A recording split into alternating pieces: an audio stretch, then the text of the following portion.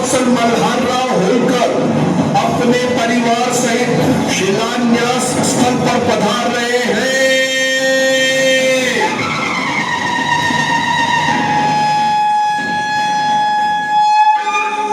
आज की शिलान्यास विधि रानी साहिबा के शुभ हाथों से होगी पंडित जी।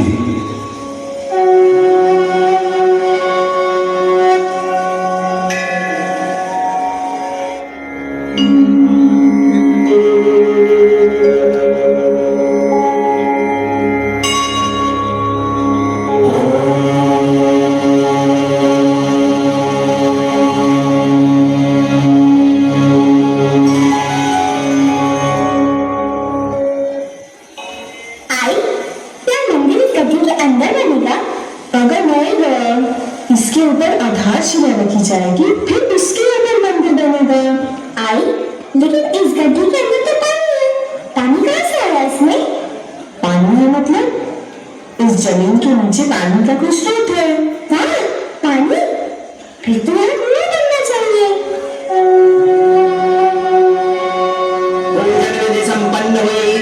शुभ मुहूर्त में आधारशिला को गड्ढे में रख दीजिए।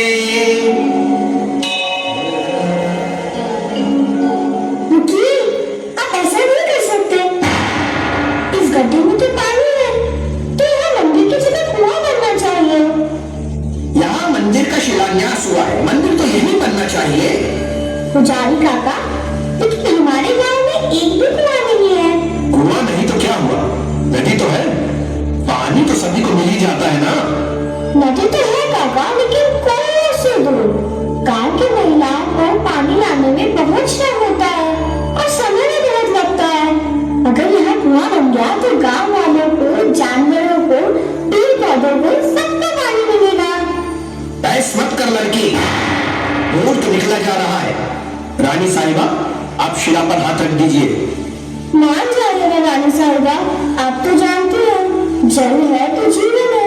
मंदिर तो हर जगह बन सकता है रानी साहिबा, लेकिन कुआं नहीं। जिद मत कर लड़की, मुझे अपना काम करने दे। फिर यहाँ नील की पूजा भी हो चुकी है। तो क्या हुआ पुजारी काका, उससे पूजन कर लेंगे। पत्थर यहाँ से उठाकर वहाँ रख देंगे। ये गुड्डे गुड़ियों का खेल नहीं है, ये भगवान का स्थान है। इसी जमीन पर नारायण शिला रखकर पूजा की है हमने।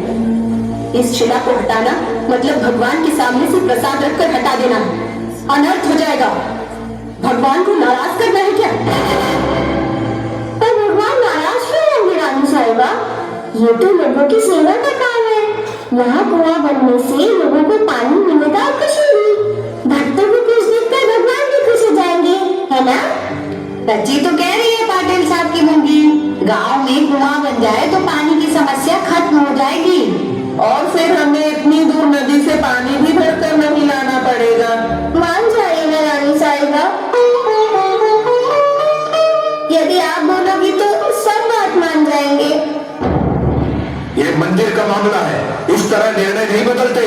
यह सच है कि गांव में कहीं पानी नहीं निकला, पर मंदिर के लिए भी इससे शुभ स्थान कहीं नहीं मिला, इसलिए मंदिर तो यही बनेगा। अपनी सुविधा के लिए हम ईश्वर का निरादर नहीं कर सकते। निरादर कैसा सरपंच काका? दूसरे की परेशानी को समझना, उनके लिए सुविधा जुटाना ईश्वर का आदर करना होता है। हम सब यहाँ इस बच्ची से बहस करने नहीं आए हैं।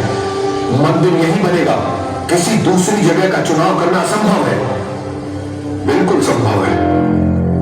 ये विचार अति उत्तम है। इतनी छोटी सी बच्ची और इतनी बड़ी सोच। भगवान तो बोल नहीं सकते, इसलिए वो इस बच्ची के मुख से बुलवा रहे हैं। सच्ची कह रही हो तुम। पूरी धरती भगवान का घर है, वो कहीं भी विराजमान हो सकते हैं। और रही इबादत की बात, तो हमें नहीं लगता अपने भक्तों को तड़पता देख ईश्वर को खुशी मिलती होगी। और रही बात मंदिर की, तो वो कहीं भी बने, भगवान क्यों नाराज होंगे?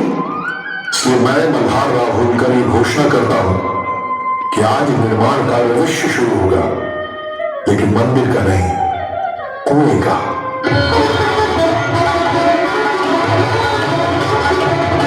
महाराज मल्हारराव की, महाराज मल्हारराव की, महाराज मल्हारराव की।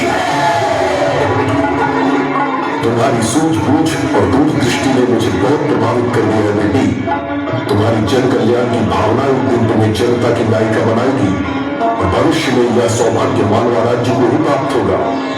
पंडित जी, अहिल्या का विवाह युवराज के साथ होगा, मुहूर्त निकाला जाए।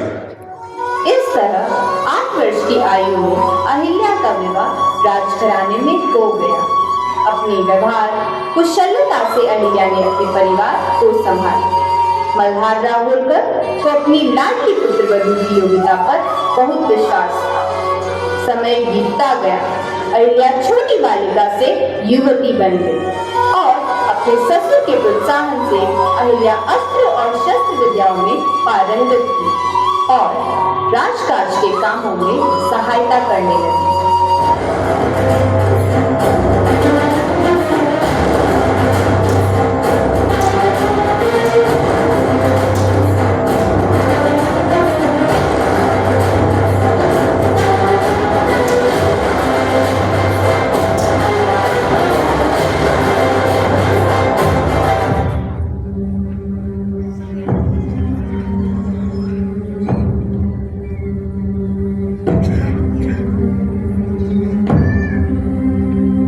किंतु सन 1754 में अहिल्याबाई पर संकट के बादल घेरा।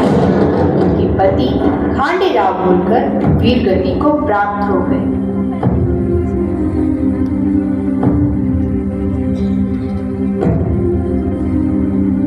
बाबा साहेब, मैं युवराज के साथ सती होना चाहती हूँ। ऐसा ना कहो पुत्री।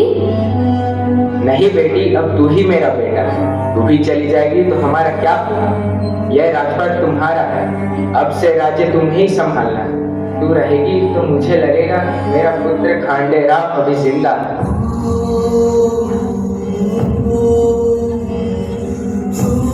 इस तरह मल्हार राव की देखरेख में अहिल्या ने पूरी कर्मठता से शासन की बागडोर संभाली। रानी साहिबा, एक सूचना लाया हूँ। बोलिए मंत्री जी। रानी साहिबा, रघुवा के एक षड्यंत्र का पता चला है। वो हमारे राज्य पर आक्रमण करने वाला है। हाँ रानी साहिबा, उसने हमारे पड़ोसी राज्यों को अपने कब्जे में ले लिया है। उसे कमजोर ना समझा जाए। आप सभी चिंतित ना हो, इस समस्या का हल मैं निकाल लूँ। मंत्री जी, राघवा को एक पत्र लिखा जाए।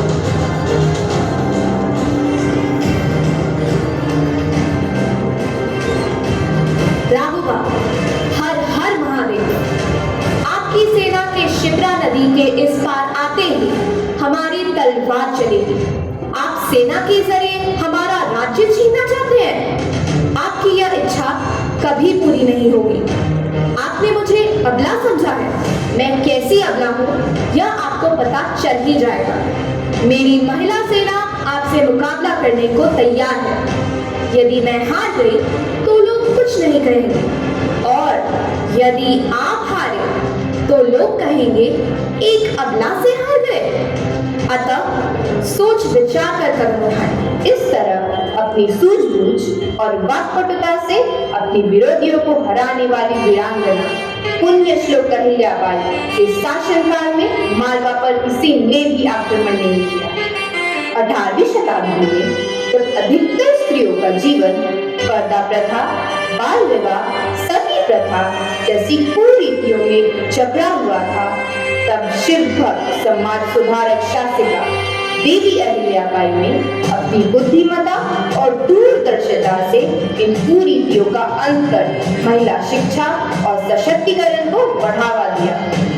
उन्होंने महिलाओं के लिए हथकरघा उद्योग की शुरुआत की और वहीं से महेश्वरी सिल्क साड़ियों के निर्माण की शुरुआत की। कहा जाता है सबसे पहली महेश्वरी साड़ी राजमाता ने स्वयं ही बनाई थी।